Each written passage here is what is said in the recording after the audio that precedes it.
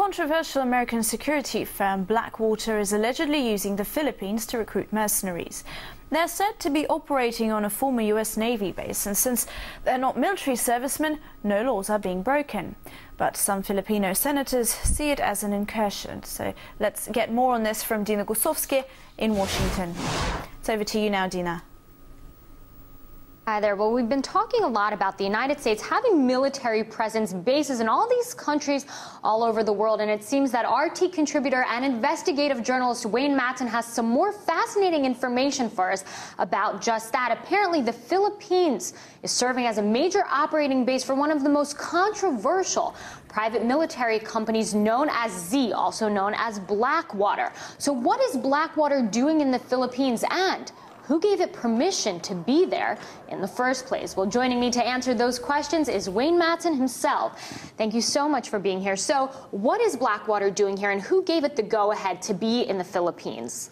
Well, as we're finding out more and more details about Blackwater and their connections with the CIA, we've also been told about a Blackwater subsidiary called Citel Solutions.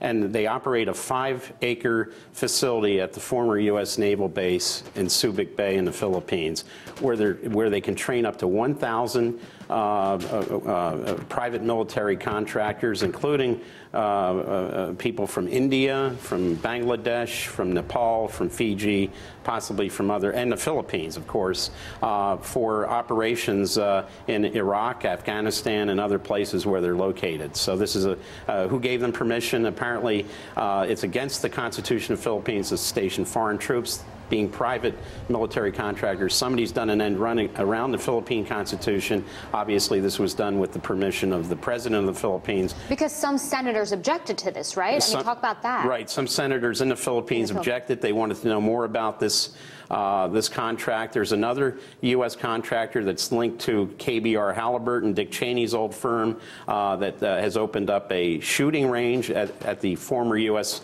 Air Force Base at Clark Field.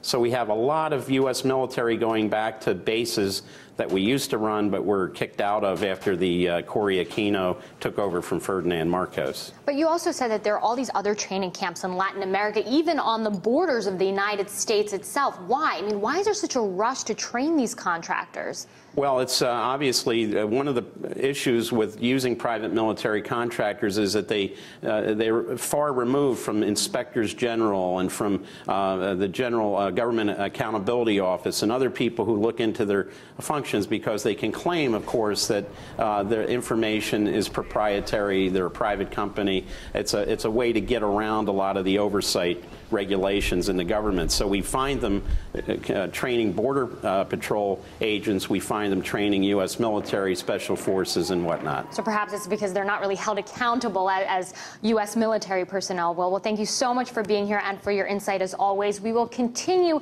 following the story from here in Washington, D.C., but for now I'm going to throw it back to you in Moscow.